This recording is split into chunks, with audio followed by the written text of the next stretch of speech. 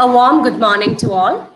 Welcome to the national webinar organized by the Research and PG Department of English, St. Thomas College, Thrissur, on literature in the times of coronavirus, an ecological perspective. This seminar attempts to gather together literary studies under the banner of literary ecocriticism and place ecological questions alongside the questions of race, gender, class, and cultural history, drawing inspiration from the greening of humanities and, of course, by the concerns raised by the outbreak of COVID-19. We expect this webinar would be a platform to brainstorm possible solutions for the correction of the contemporary environmental situation. Our morning session would be steered by Dr. T. Marx, Professor, Pondicherry University. In our second session, we are joined by Dr. Swarnalata R., Professor, IIT Madras. And in the afternoon session, Dr. S. Susan Deborah from MES College, Goa would be engaging. We sincerely aspire that you would be initiated into the nuances of ecocriticism today. Now, I cordially invite Dr. Anton Thomas C., Head of the Department of English, to deliver the address. Over to you, sir. Good morning, everyone. Literature in the time of the coronavirus pandemic. A seminar on ecological perspectives in literature is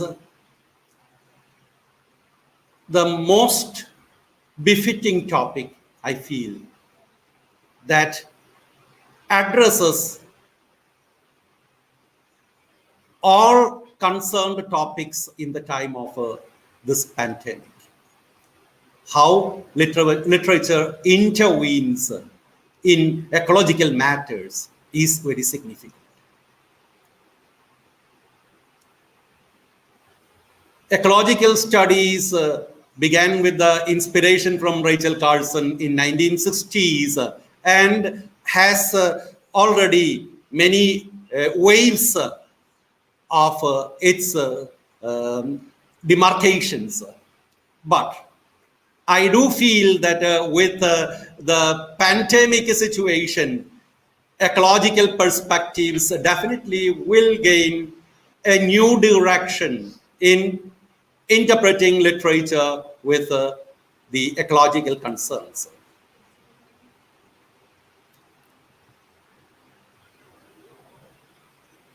Any topic on literature demands theoretical and practical concerns, but the serious academic study of interpreting literature in the environmental surrounding issues, I do feel is the single area where utmost sincerity is required.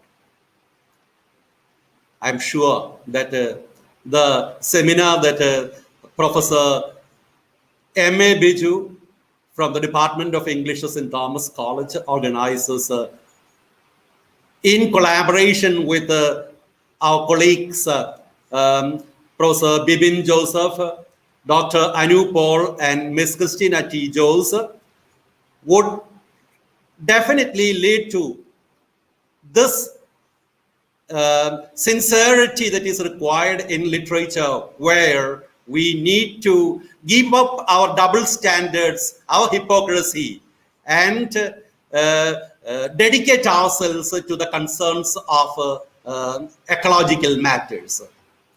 Now, the duty vested upon me is to welcome all the dignitaries. First of all, I sincerely welcome Dr. Joy Kale, the principal of St. Thomas College, Thrissur, who has kindly consented to inaugurate this webinar on literature and the environmental issues in the backdrop of the pandemic situation.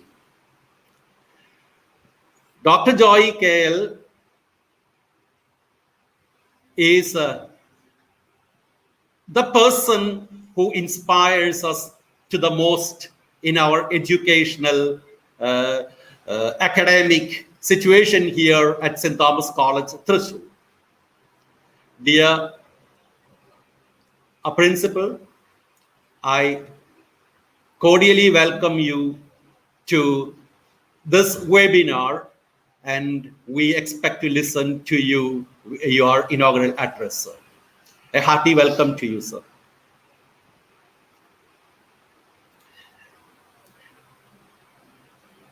Now, we, the staff and the management of St. Thomas College, wholeheartedly welcomes Dr. T. Marx, Professor, Department of English, Pondicherry University, who has kindly consented to address the participants on the topic revisiting ecocriticism in the age of the pandemic. Dr. T. Marx is an eminent professor and scholar who has widely published in many national book publishings. He has edited many works. Besides that, his magnum opus is a book of translation of the Tamil novelist Pomani's work, which he has translated as "And Then."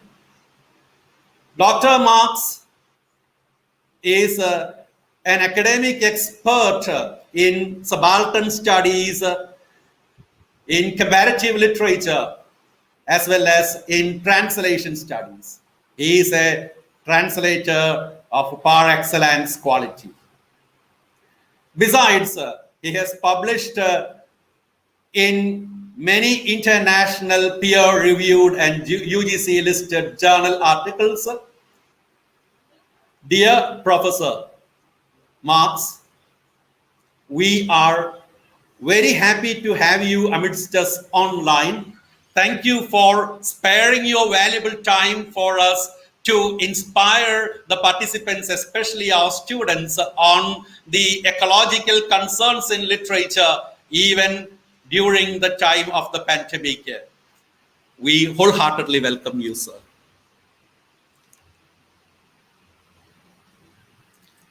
Now, I would like to welcome all the members of the faculty, especially Reverend Father Dr. Martin Columpreth, the Vice Principal and the Bursar of our college.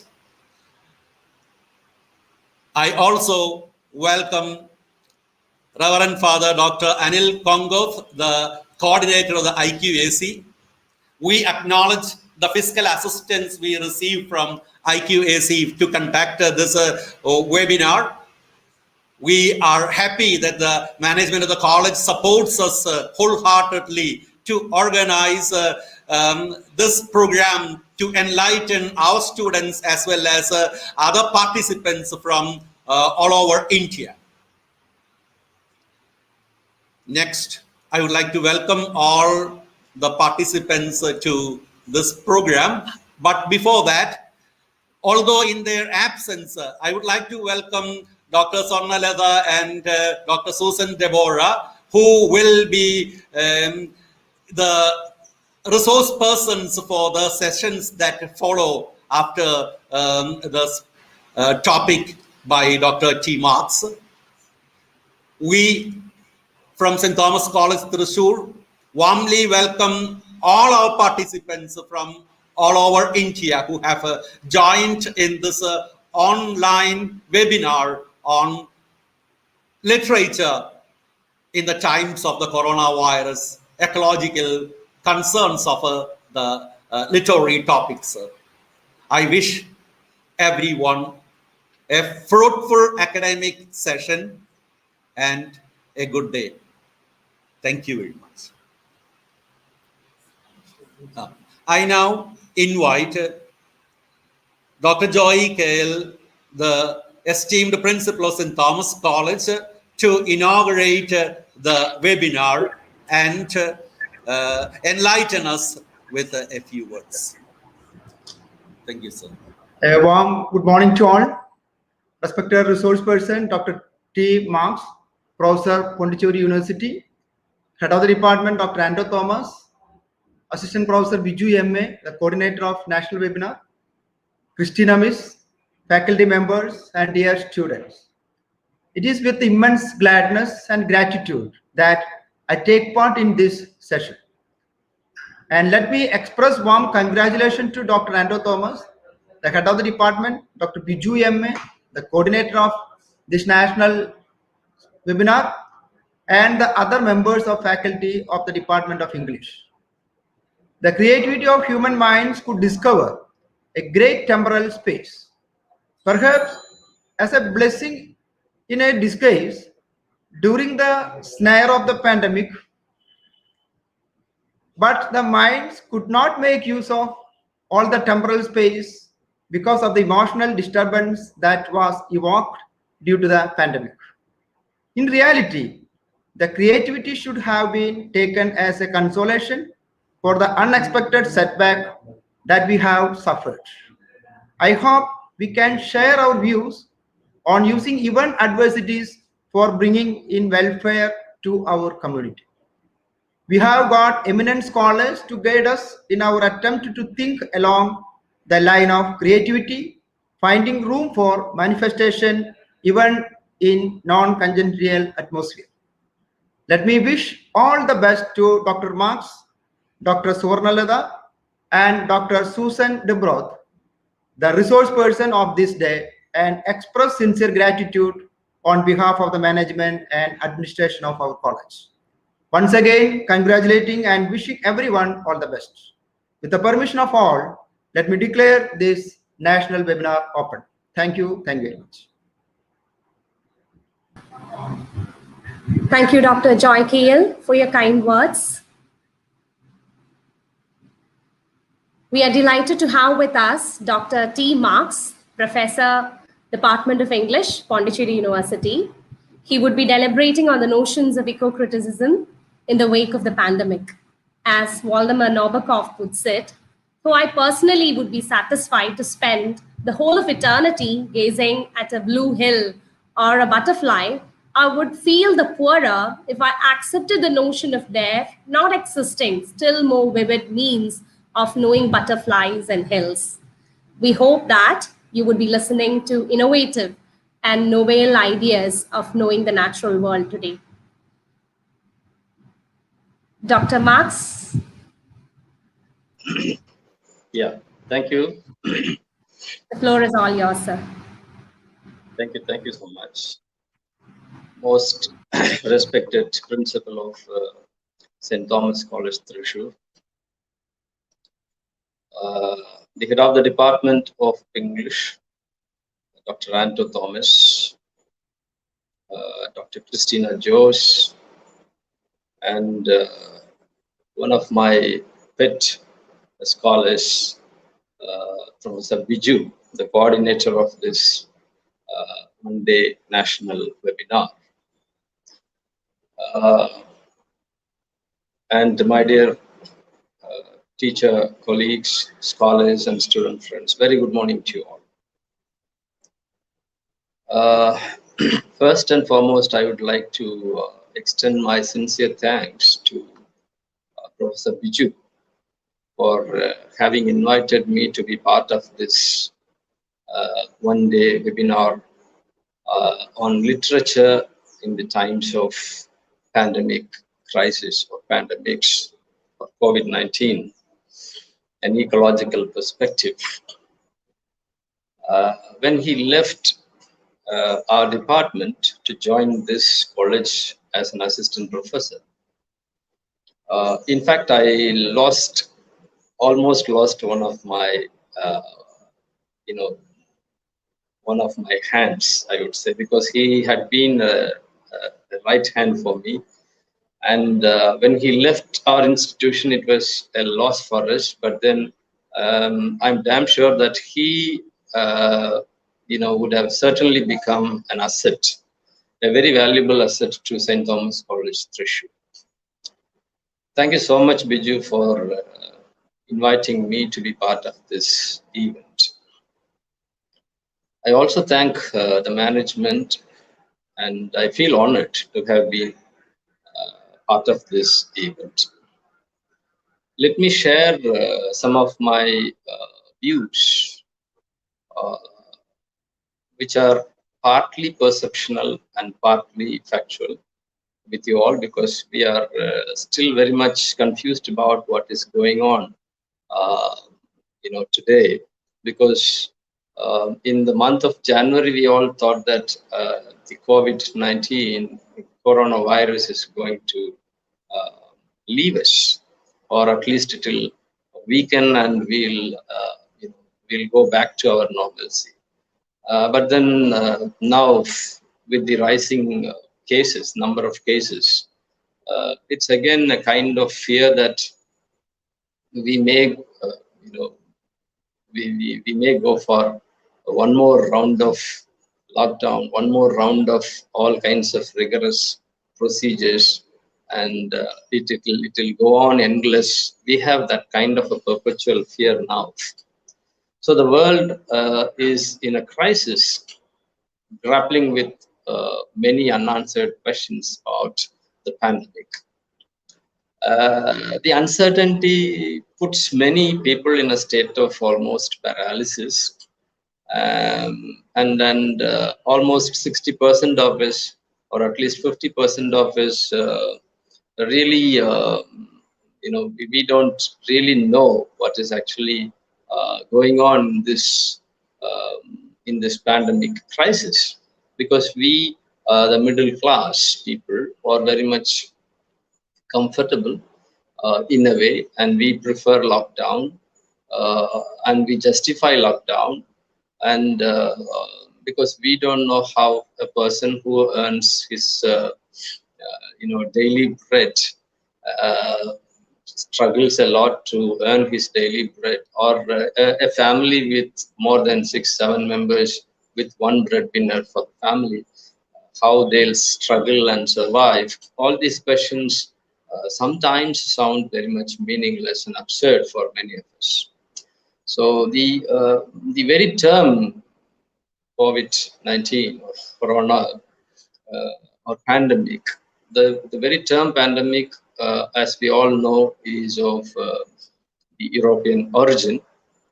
Not only the terms are of European origin, the very understanding of these miasmic diseases are also of European origin. In earlier times, classical societies believed that contagious diseases can be controlled only by alienating oneself from the rest of the system. I'm not using alienation in the same sense Karl Marx uses. I'm using it in the physical sense, alienating oneself from the rest of the system. Our own belief that quarantine would protect us from all these miasmic diseases or disorders is beyond our medical knowledge. The strategies followed by the states, the governments across the world, and the social behavior of people are not completely medical oriented, but socially and culturally conditioned. This is my first point, which I want to put forth. I would like to give you a very recent example wherein you have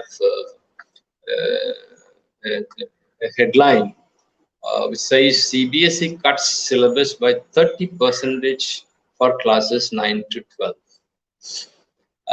Remember, these students who are from the 9th standard, 9th class to the 12th, these people will be, they can become doctors, engineers, and responsible citizens of the future. And the CBSE has reduced the syllabus by 30%, and this is not the news. The news is elsewhere. class 11 students of political science will not study federalism in the constitution, especially during the academic year of 2021. And certain sections like citizenship, secularism, nationalism have also been removed. This is in the case of social sciences.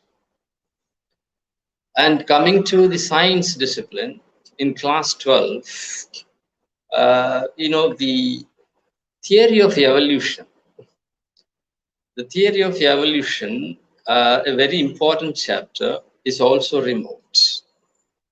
And an exclusive chapter on forests and wildlife in contemporary India has been deleted.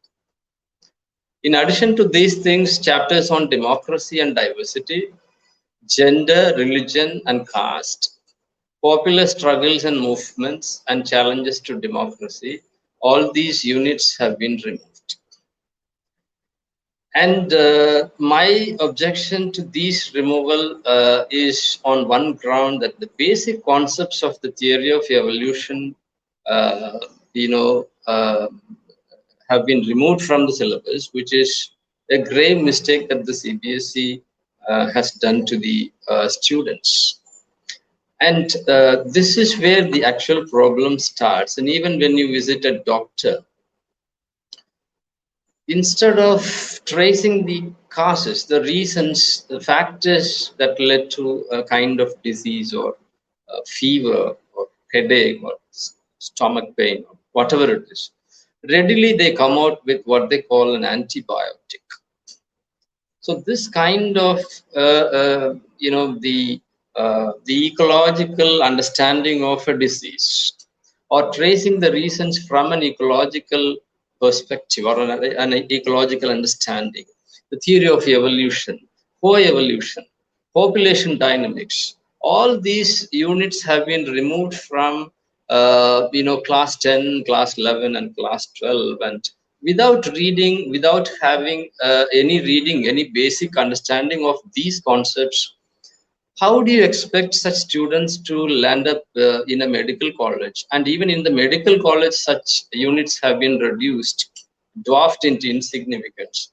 And how do you expect such doctors to be very much practically tracing the source of a disease or a miasmic disorder like the pandemic?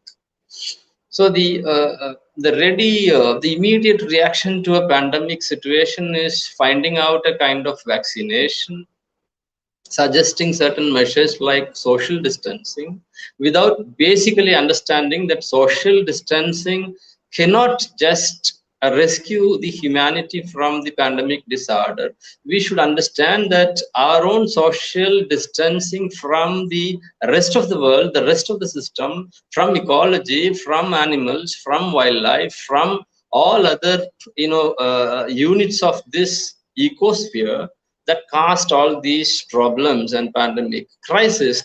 We don't tend to understand these things, but rather we are trying to find mechanism to survive in this very, very exploited natural world.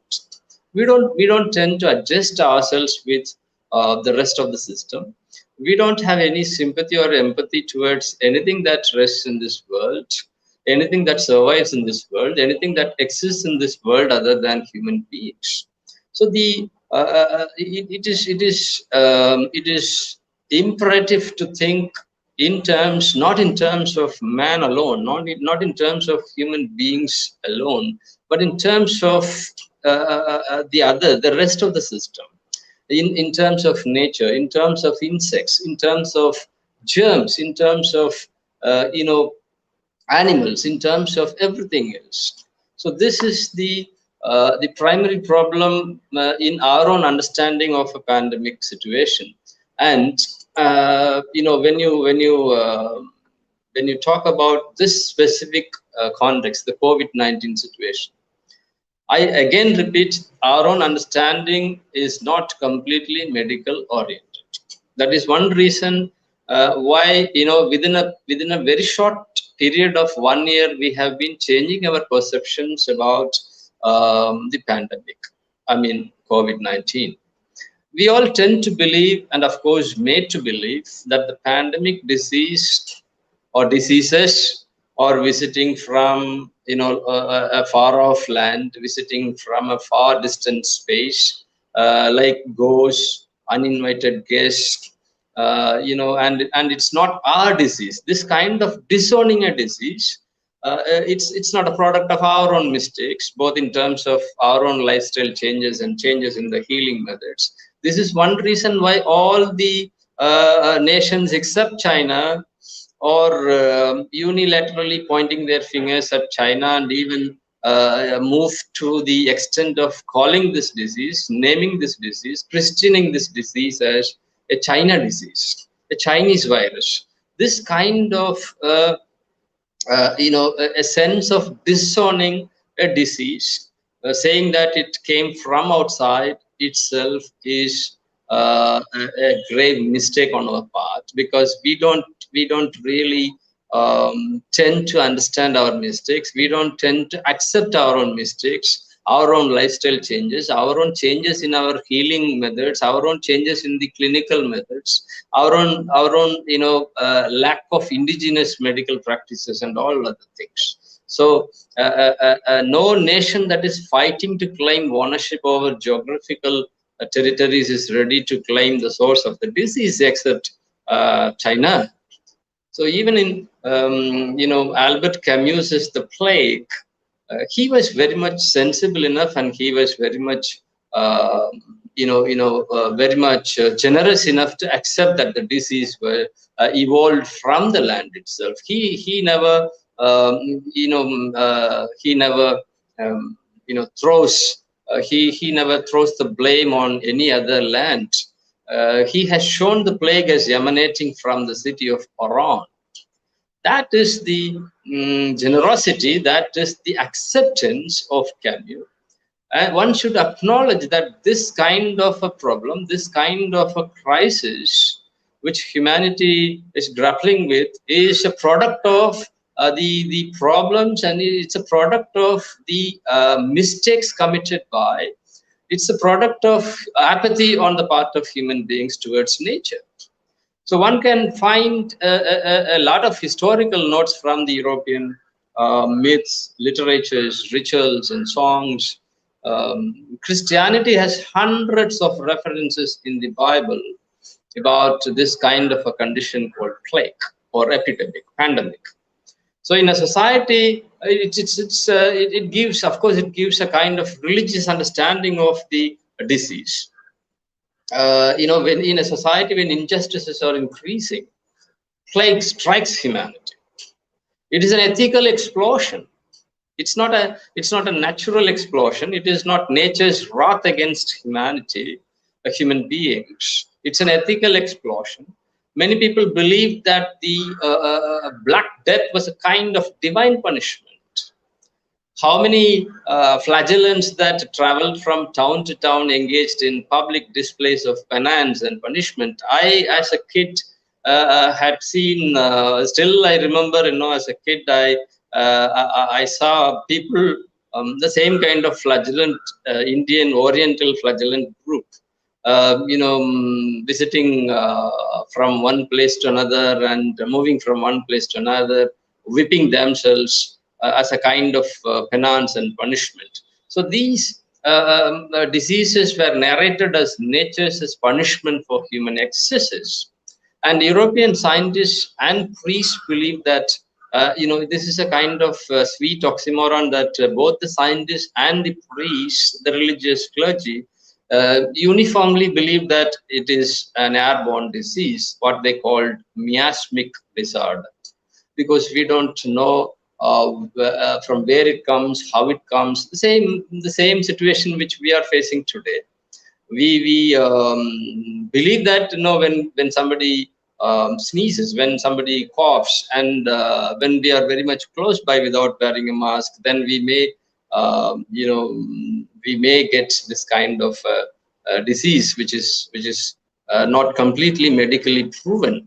So when human beings intrude into the wildlife and forest, the more you intrude into the wild space, the germs and virus for which you see the trees and animals were host hitherto will certainly explode and pass on to human beings.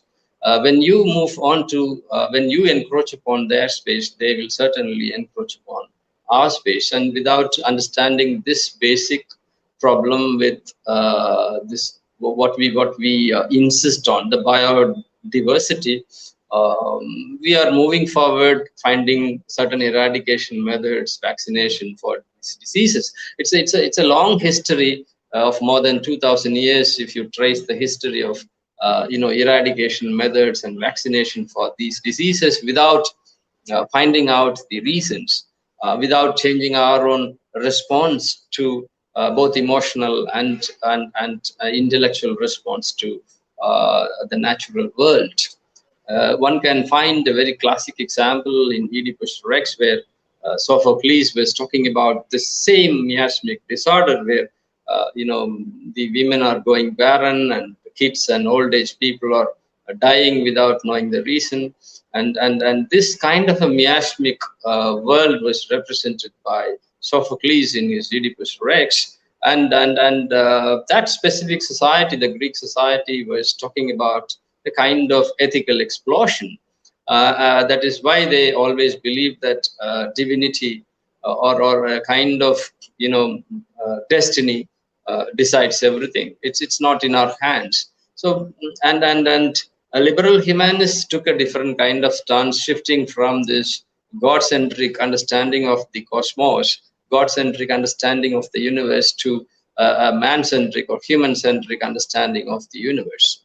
But then this man-centric understanding of the cosmos is full of problems, and in all kinds of songs which we sing and murmur in our private spaces, the songs sung by our classical hero MGR, Shivaji Ganesan, Rajnikant, Kamal Hassan, to the latest hero.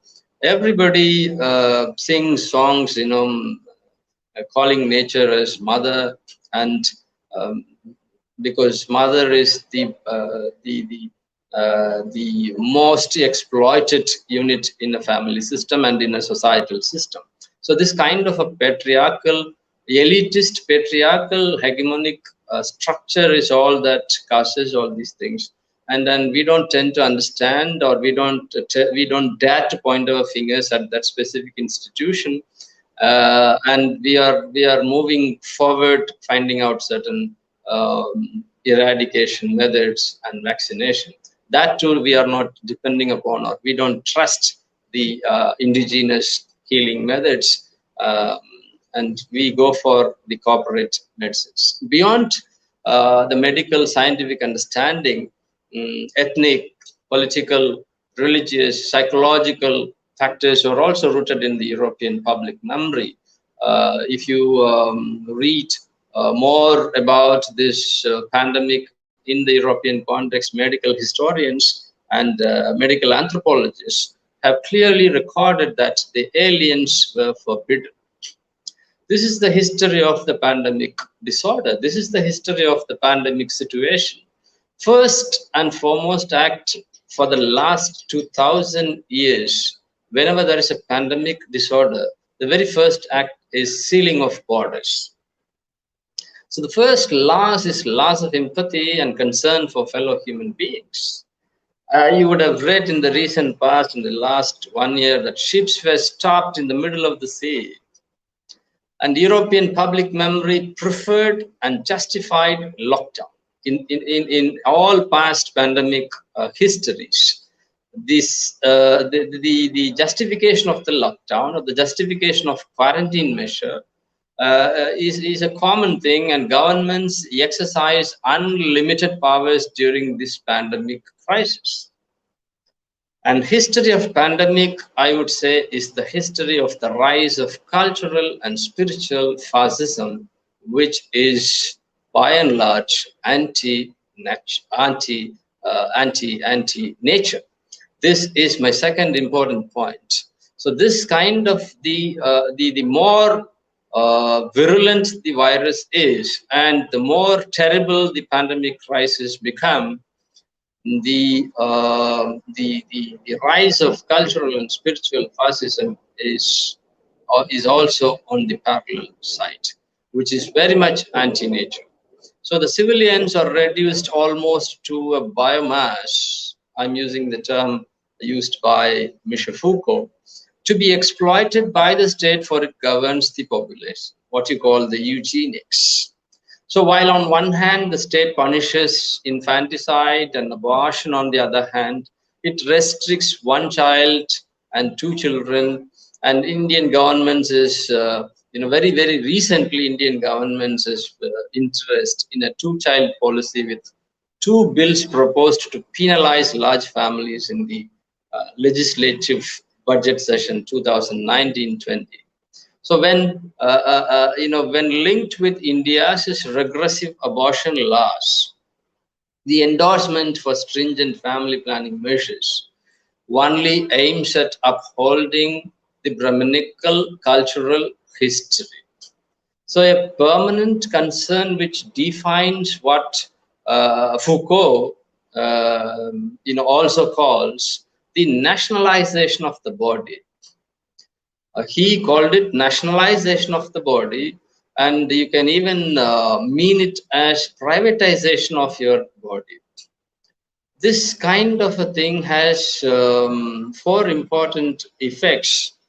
Number one, the power that separates the healthy from the sick, the power that excludes deviance from the mad in a society, the power that separates the ideally outside the city gates, keeping the mad from the society and also keeping them outside the city gates, outside the city limits, so as to essentially no longer care about them.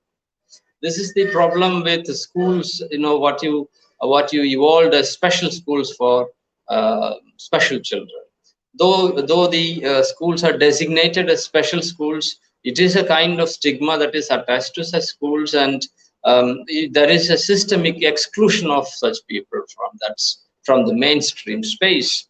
So, for example, a neurosurgeon in Chennai who died after being infected with the coronavirus. He himself has treated a lot of patients, and he died, and he was denied a decent burial by locals who protested at the cemetery. You would have seen the visuals. He who died serving the same people, the same community, was later refused, to give. The same community refused to give him the respect and dignity he deserved. And number two, it designs a system of uninterrupted control of all borders and crossings in the city, and demands a strict confinement of citizens in their homes. You see, it is a segmented, immobile, frozen space that we all experienced last March, last April, last May, for a brief period of time. And if you move, you do so at the risk of your life, contagion, or punishment. And for example, the police have collected a fine to the tune of 10.44 crore from the common people who violated the lockdown norms. Over 90,000 vehicles seized, 29,000 arrested in Maharashtra for flouting norms. And number three, the utopia of a perfectly governed society for which the pandemic is the trial in the course of which one may define ideally the exercise of disciplinary power. There is a report from the UN which says about 400 million workers in India may sink into utter poverty. And at the same time, surgical masks, which usually sell for ₹10, were being sold for ₹40 or higher. And what you call very popularly today is N95 masks. And at least half of us do not know what this N95 actually means, which sell for around ₹150 were being sold for up to ₹500 during the lockdown period and in the post-lockdown period. So, and then there was a and the fourth important thing is one should let old people die to save the economy. This is the worst part of a pandemic disorder, especially in the COVID-19 situation, where people almost think that let the old people die, at least the youngsters should survive to restore the economy. And the Lieutenant Governor of Texas, Dan Patrick, says he is willing to risk death to protect the economy for his grandchildren. And his statement was on the headlines, older people would rather die than let COVID-19 harm the US economy. Like Arthur Miller's Willie Loman, who commits suicide to make his sons survive. A kind of, the worst problem which we encounter after this kind of a crisis, a pandemic crisis, is the emergence of medical imperialism, which is again anti-nature. Not only anti-nature, it further encourages people to develop a kind of apathy towards the rest of the ecosystem. So human lives in the era of globalization have come under medical authority.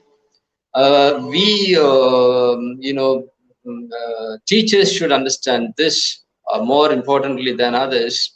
And health is no longer a personal priority within families. Traditional remedies and practices are lost as corporatized healthcare systems in connivance with the states lead to reliance on doctors and multi-speciality hospitals. Did you ever see our parents or grandparents for a mere headache or or any small ailment visiting a multi-speciality hospital or a doctor? An illness that could once be solved within the family sphere, within a private sphere, is now shifted to the public domain. This is the gravest issue which we encounter today after this pandemic crisis, and after our overexploitation of the natural resources. For a headache, we visit a doctor or a multi-speciality hospital. For a mere fever, we visit a multi-speciality hospital and we are scanning the whole body. And in this connection, we try to find remedies and move forward and fail to trace the reasons and retrospect our needs. This is the politics of antibiotics. And sometime back, I could see doctors prescribing antibiotics. Nowadays, I could see patients asking voluntarily for antibiotics, even when doctors are a little bit reluctant. And then Ivan Illich, a very prominent intellectual, was talking about indigenous medical practices and knowledge systems. Whenever there were pandemic disorders and disasters, we had a kind of traditional healing practice, indigenous medical practices to cure and to restabilize our bodies. And we have in Tamil, we have Mariamman. Mari means Malai, means rain. And the same kind of goddess you find across India. In Bengal, you have Sitala goddess. All these goddesses were produced only during, or were honored only during the summer, because only during the summer we used to have this kind of, we used to be afflicted with chicken pox and smallpox and other such things, other such diseases, which were also considered miasmic, and neem leaves were used to drive away this kind of disease, to rescue human bodies from such infectious diseases.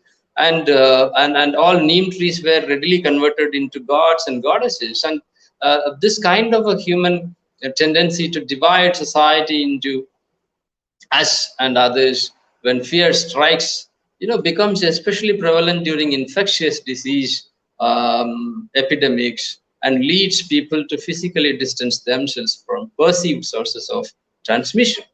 So an older person as risk group creates a false sense of security for people who do not identify as older. That is one reason why all the youngsters are roaming the streets in their two-wheelers without wearing a mask. And which medical authority informed the society that young people are not, they are free from this kind of a disease? And stigma is also attached to the disease, and social inequality intensified vulnerability for poor and marginal groups. And we have we developed a kind of justification justifying the death of the old and the weak. And we have another kind of very famous statement nowadays that if your immune system is very much well built, then you can, even if you catch up corona, you will survive, or it won't do any harm to you. So it is not decided medically, but only politically. Even when there is there was a shift from miasma to virus, there is no change in the authority of the states and their surveillance mechanism. The invention of antibodies further strengthened the fears. Now, after getting vaccinated, I don't know how many people who got vaccinated are really free from this kind of a thing. They still have the same kind of fear. What will be the side effect, or are we really free from this kind of COVID situation, COVID disease? People started developing more and more fears. They started sacrificing their rights for the very survival. You can notice, who supports the lockdown. Poor people, they have nothing to lose. People who are willing to pawn their life for security.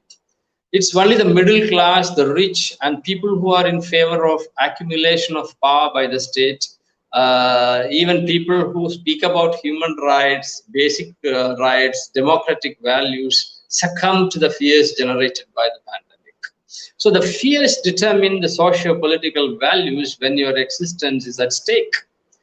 And the democratic values are thrown overboard, and states emerge as an unassailable power center.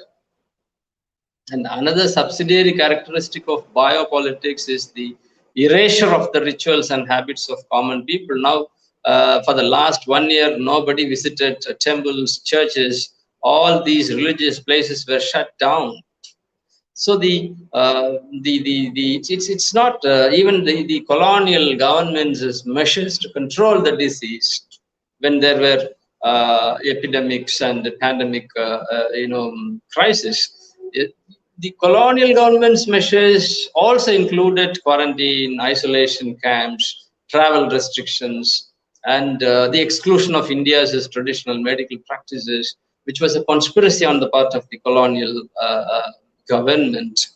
It's not the narrative of an individual as a patient, but it successfully converts the whole landscape into a pestilence-stricken land.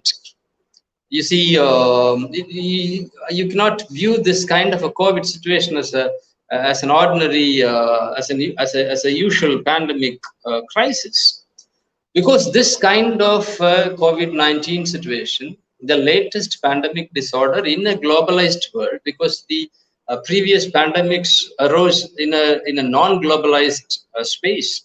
Now you are living in a globalized space where you cannot just prevent, you cannot just avoid intermingling of ethnic groups, racial groups, religious groups, because in a fiscal migration space, in a world of, in an era of globalization, privatization, and liberalization, in an era of cultural globalization, this kind of a fiscal migration is inevitable, and you cannot just avoid migration and mingling of people with each other. So this kind of pandemic, this COVID-19 in this world of globalization, or a globalized society, or a globalized space, it creates a kind of dangerous dichotomy, dangerous binary. It has generated a kind of discourse, clean versus unclean, the first dichotomy. Nutrition versus malnutrition, tradition versus modernity, rural versus urban. See, clean versus unclean, every time you should use sanitizers.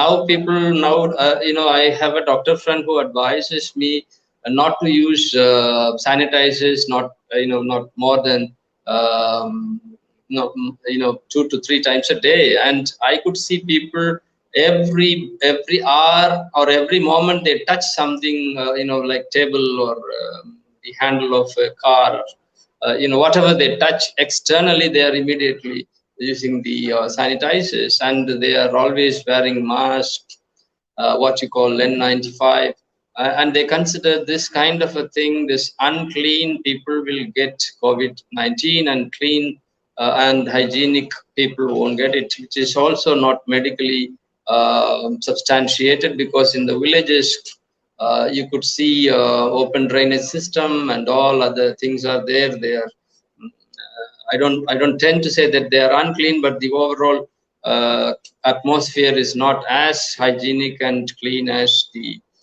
cities.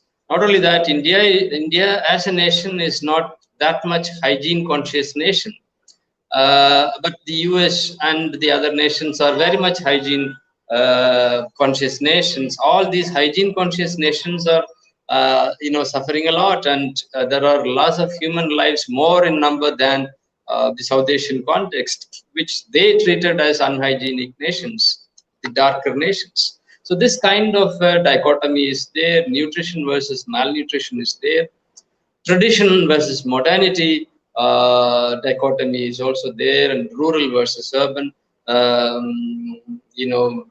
binary is constructed. Allopathy versus Siddha is another remarkable binary that is gaining momentum in this in the wake of pandemic crisis. Very recently, the High Court of Madras questioned the apathy of the state towards the Siddha practitioners in exploring methods to tackle COVID-19. I ask you a layman's question. I'm addressing learned scholars, but as a layman, I'm addressing you, and I'm asking you a very question which is asked by a layman.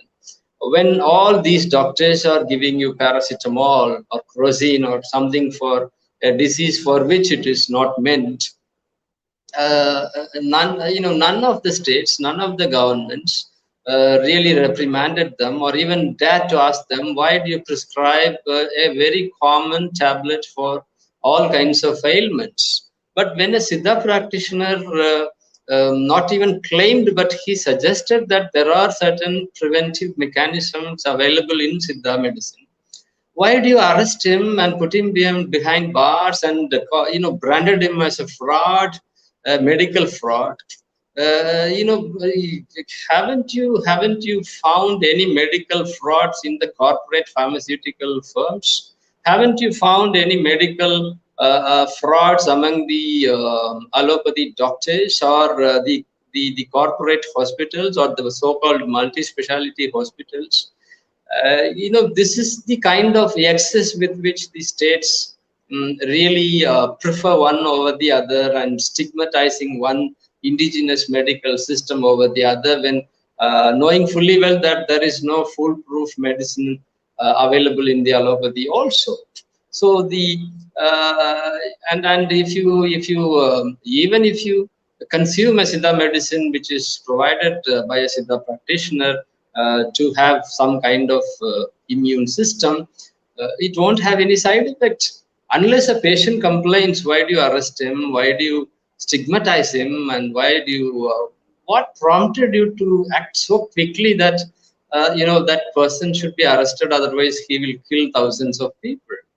So this kind of the working class, unclean labor, open defecation, eating beef, attributing certain cultural practices which a certain group of people do not endorse as reasons for the upsurge in the number of cases of COVID or the spread of COVID-19 is utter foolishness and absurd. So the rumor mill actually churned out social media messages that not only extolled vegetarianism, but created fear-mongering around meat consumption for months, resulting in loss to animal farmers and breeders and shepherds. While the government announced the National Wildlife Action Plan 2019 17 to 2031 to crack down on poaching of wildlife very, very promptly and quickly. Why does it fail to acknowledge the role of forest-dwelling communities, the tribals, in conserving the biodiversity? The cultural rights of tribal communities are rooted in their forests and wildlife, and therefore make the first line of defense against poaching and hunting. And this is the same way in the past also. Pandemic crisis was very much misinterpreted and misconceived, and a lot of stereotypical statements were very much generated and disseminated in the society, like during the pandemic disease, during the spread of pandemic disease, the source of plague is not is the colonies where the untouchables and the unseeables dwelt in. It's not true that the Harijan's houses, or I'm using the term used by Mohandas Karamchand Gandhi, the Harijan's houses are unclean. The source of plague is not the Harijan's colony. If you trace the history of all pandemic diseases in India or elsewhere, the source of any kind of pandemic is not exactly the places where people are living in amity, living in living in crowds, living in crumpled spaces, but in the city spaces where isolated houses are there. So these understandings are not really clinical or medical, but psychological, cultural, and political most.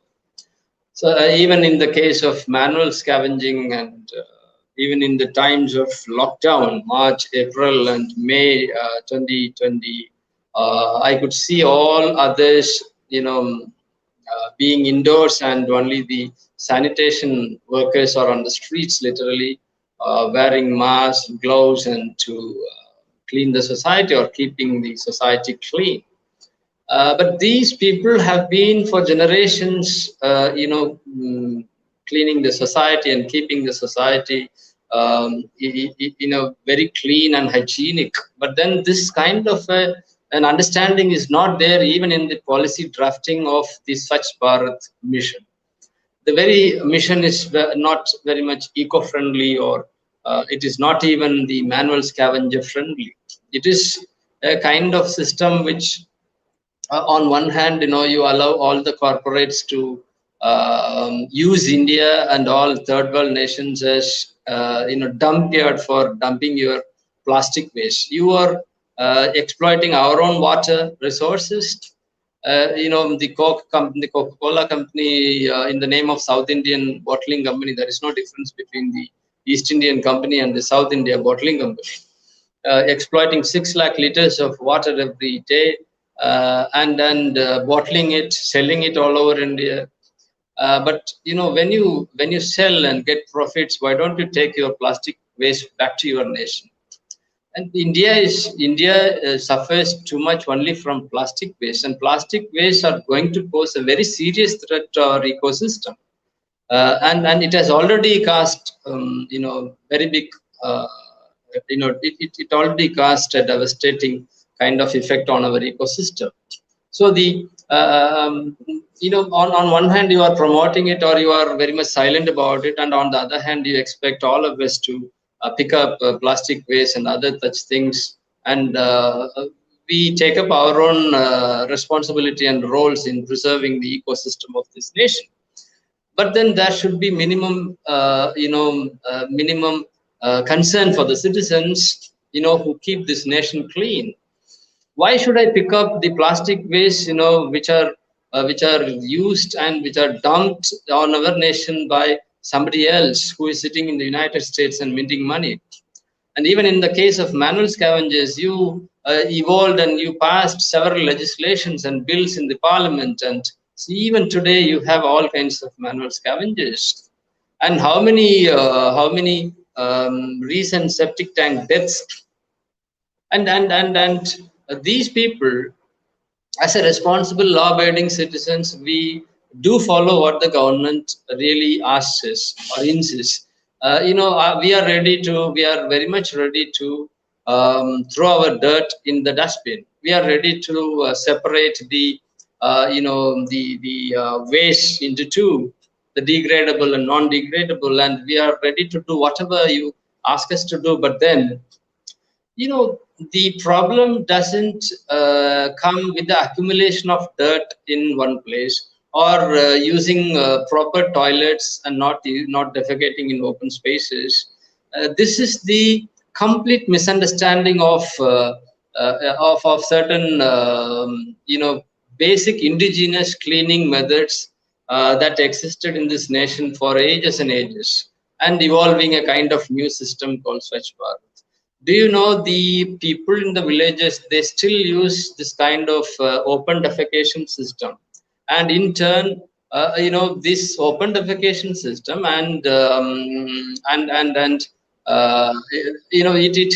it helped the it replaced a kind of, or it is used as fertilizers for all kinds of things, for gardens and fields. Now everybody starts using the toilets. But then who will clean once the septic tank becomes full is the million-dollar question. I do agree with you that I shouldn't openly defecate. I shouldn't defecate in an open space. You find it very much a polluting factor. Okay, I do agree with you, but who will clean your septic tank when it is full? Again, you go for a manual scavenger. Again, a community is earmarked for it. You don't find any mechanized system for it. And why only one specific community all over India is used for this kind of what you call the manual scavenging business? If it is on rotation basis, that one community, every community should do it on a monthly basis. Very next minute, the Indian government will come out with a kind of machine, to clean the septic tank, to vacate the septic tank. And this kind of a misunderstanding or a deliberate apathy towards real people who are concerned with nature is a serious problem, and nobody talks about farmers' suicides also.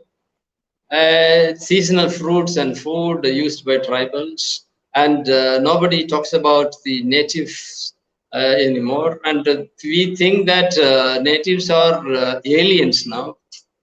The loss of human life is accepted without fears. If you just have a glance of, just have a glimpse of the tribal life, how eco-friendly he is, how non-exploitative he is, and how knowledge he is about the ecosystem.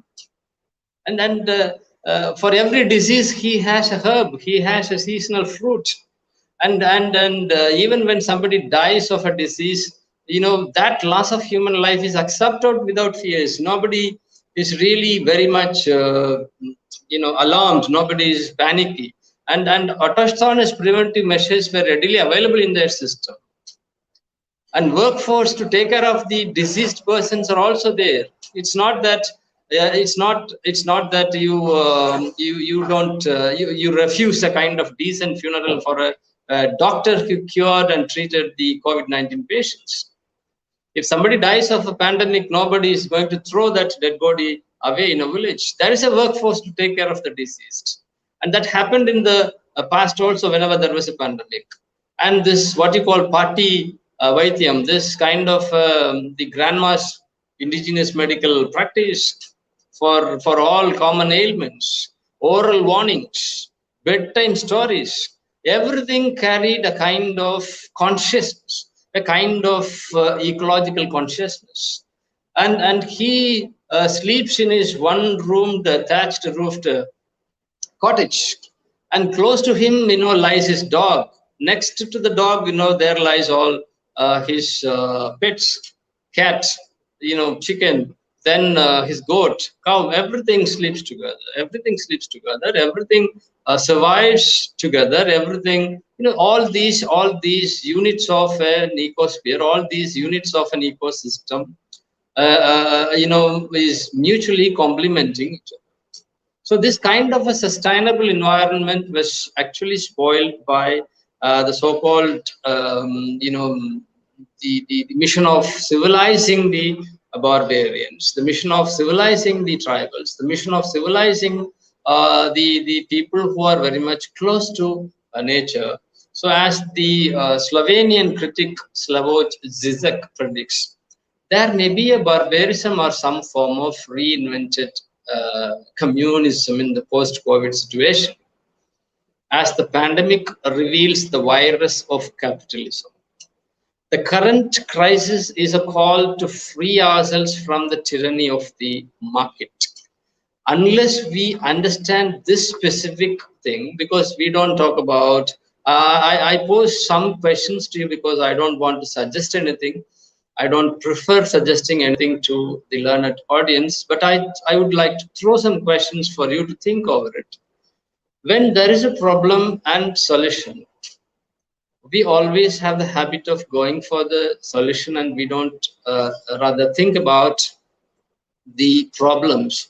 If we really think about the problems and the possible recurrence of some problems like this pandemic, then certainly we would reach a proper place where we treat nature, we treat animals, we treat birds, we treat everything in a very ecologically conscious manner. Even now, you would have seen in many other Facebook posts and all social networking sites that for the last 1 year after the lockdown and the reduction of motor vehicles on the streets and on the roads, you find all kinds of sparrows coming back. You find a lot of chirping of birds. You find a lot of fresh air. You find the sprouting of new leaves in the trees. All kinds of nature is really getting revitalized with the reduction of human activities. This much we have exploited our nation. And when you, this is to the government, when you talk about, or when you try to reduce 30% of the syllabus, what is the rationale for removing the theory of evolution and the functioning of the eyes and the system of immunity and all such things? Because even for a common fever, if one visits the doctor immediately, he's from a common ailment to the diabetics problem. People, when you visit a doctor, you don't really have the basic medical understanding. That's one reason why we have been exploited by the doctors. I don't want to blame it on the doctors. The doctors themselves are being exploited by the corporates, because unless you sell your antibiotics, you cannot survive as a successful doctor, because we people now believe that one who treats a disease overnight is a good doctor, and one who treats a disease for 4 to 5 days is a very bad doctor, or he is not a doctor at all. So this kind of a problem is is based on our misconceptions about our cosmos, our natural world. And we never ever tried to, retrospectively think about the lifestyle changes and our cultural changes in the recent past, because readily we are thinking about what next and how to prevent. We never think about how to prevent the recurrence of this kind of a disease, how to survive this disease. When you try to survive this disease by way of vaccinating yourself, what is the guarantee that it won't take another variant, because it has already taken 3 variants, and then what is the guarantee that it won't take any other form and come back and harm us? So instead of finding out remedial measures and ready vaccinating measures, and instead of finding out medicines to arrest something, we should retrospectively think about our lifestyle changes and our own relationship with the immediate surroundings, because there is absolute disharmony between man and nature. So this kind of disharmony would certainly cause severe disaster to us and also to the world at large. So let us think retrospectively. Let us trace, and also one last point when I talk about the propagation that we should avoid taking animals and other things. We should avoid taking meat. We should avoid taking beef and all such things. I find this is also a question. I'm not making it as a point, but I would like to ask this again as a question. Don't you think more than their concern, I mean, people who propagate vegetarianism, more than their concern for the animals, don't you think there is a kind of a rise of or the emergence of cultural fascism in the name of propagation of vegetarianism or imposing one specific culture over the rest of the society? So this question is my last question. With this, I have thrown you three different questions, and I would like you to think over these three questions. And unless we tend to accept our mistakes in the past, and unless we adopt ourselves to become a kind of non-exploitative, eco-friendly, nature-oriented lifestyle, our lives will be at stake, not in the distant past, but in the near future. With this sense of warning note, I would like to conclude my speech. Thank you so much for this wonderful opportunity to address the audience of this wonderful event organized by St. Thomas College, Thrissur. Thank you so much.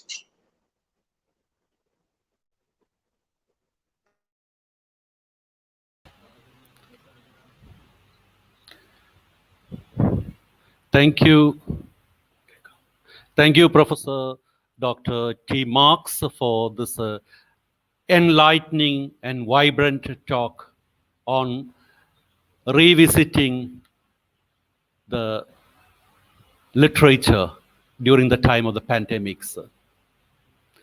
You have highlighted all the prejudices that we have cherished somehow or the other, from the power structures side or from our own side regarding the pandemic.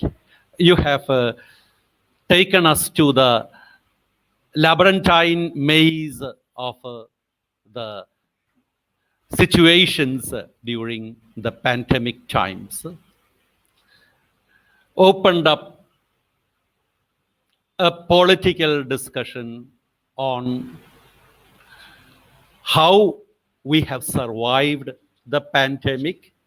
Have we done it in an ethically correct manner, or are we still leading ourselves blindly to a future that is unknown without properly relating ourselves to nature and culture? Now, there are a few significant questions that are addressed by some of the participants.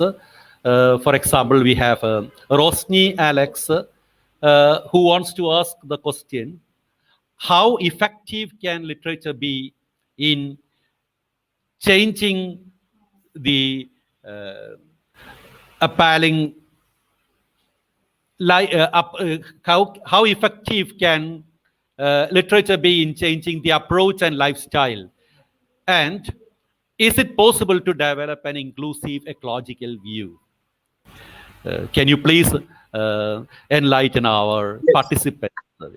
Yes. Yeah. Thank you, thank you, Rosmi, Alex, for the question. Of course, we always believe that writers are the most articulative and the most sensitive part of a social system. So as writers, they are very much conscious of the changes that are taking place in our social system. So we expect the writers to, because we can speak a lot, but we cannot write anything. We are not creative agents. But the writers who, create a kind of consciousness in the reading public, they can certainly make certain changes in our lifestyle, and they can certainly effect a social change, through their works. And but in the Indian context, I have my own reservation saying this.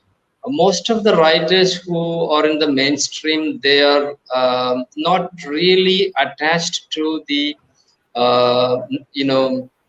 the productive communities, like the community of a shepherd or the community of the, farming communities. So the most of the writers, maximum number of writers who belong to the mainstream, they belong to a very non-productive group of, sect of the social stratification. And since they are far away from the productive force, since they are far away from the working class, they cannot really make an authentic representation of what exactly happens in the system. And that is one reason why we couldn't find any works based on the reasons for the farmers' suicides. The same kind of apathy you can find in the recent trend of writing poems on pandemic. I could see a lot of volumes, being published, like pandemic poems, COVID-19 poems, Corona poems, all kinds of poems, and people have already started investing their time writing about COVID experiences. But I don't find anybody talking about or tracing the reasons for this kind of a COVID-19 situation. And because they talk about the lockdown experience, they talk about how people committed suicide moving from Delhi to their native places. All such things are there. But where exactly it went wrong, nobody traces. That is the problem with our writings and our writers. So if they consciously, retrospectively talk about these problems, then it would be really significant in effecting a social change. Thank you, Professor Marx. But I think we have a few questions that directly shoots at the point that you have raised. We have a question that inquires whether is this a pandemic situation the capitalistic society's conspiracy? And another question, do you consider that the traditional division of the social class structure is going to widen more in the context of the coronavirus? Can you please enlighten our participants to these questions? Yeah, very interesting questions. For the first question, my answer would be no, because this is, this disease, the spread of this disease is not certainly a kind of conspiracy, on the part of the capitalistic expansion process. But then the net result of the spread of COVID-19 or the very situation has been very successfully exploited by the capitalists. For example, the European nations, branding the virus as Chinese virus, or weaving a conspiracy theory that this is China's deliberate attempt to destabilize the economy of the West. It is a kind of bio war. These are all certain perceptional, myths, and these statements have no validity, and these statements can't be justified, scientifically. It evolved and it has spread to various parts of Europe because you employed Chinese people in your firms as they are the cheapest labor. That is what I can say about the capitalist, role in the spread of the disease in the West. But then they made use of the spread of the disease to an extent that so ruthlessly they exploited this specific context by making, by sealing the borders, by circulating a kind of rumor that this disease is going to destabilize everything, and only quarantine measures will prevent this disease. You can only protect yourself, not even your family members. All these rumors have been deliberately spread, and there is even behind the vaccination drive, I do have my own reservation, and I do have my own doubts regarding the hasty way in which the drive has been, promoted. And for the second, pardon, can you just ask me the second question? The question was asked whether the traditional division of the social class structure, the gap between the various societies. Yes, I got it. Some intellectuals think that this COVID-19 will certainly bridge the gap that exists between the rich and the poor, and people view it as a social equalizer, but it is not. As I already explained in my lecture, it is further, it's not going to bridge the gap. It is rather going to widen the gap. And you will find, as I already cited the UN report, you will find millions of people, being left jobless, and you will find the same. On the other hand, you will find the accumulation of wealth even during the pandemic, because the rich people are given a lot of privileges and priorities by the state, and the poor people are taxed, as you find in the recent hike in the petrol prices, and on the other hand, waiver of loans for multi-crore businessmen. So it is not going to be an equalizer. It is rather going to be worse for the poorer sections of the society.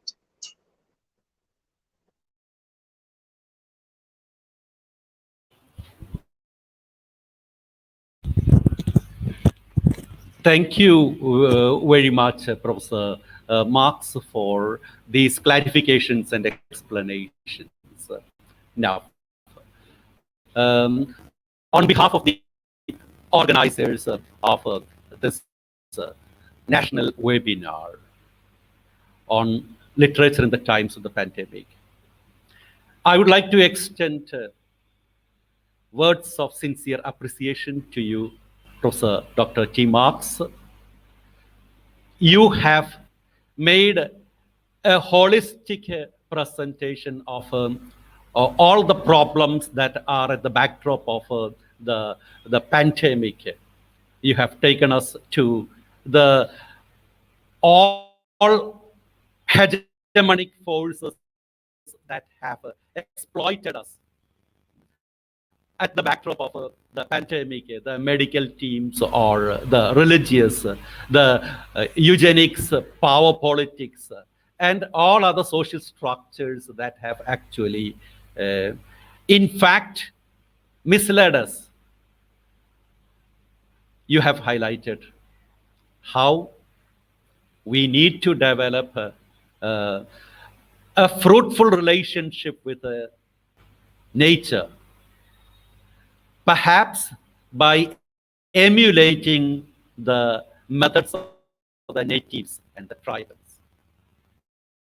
How we should correct our relationship with the environment, which alone perhaps you want to suggest as the panacea to get rid of this global problem that we face today. We are extremely grateful to you, sir, for enlightening us for the last 1 hour on all the nuances that are on this topic, by leading us in this revisit to the time of the pandemic, and to look at all the political vibrant issues that are associated with the problem. Thank you very much. We Thank you so proceed much. to It's a pleasure. we proceed to the next session. The link is given. Okay, the next section will be at 11 a.m. Thank you very much to all the participants.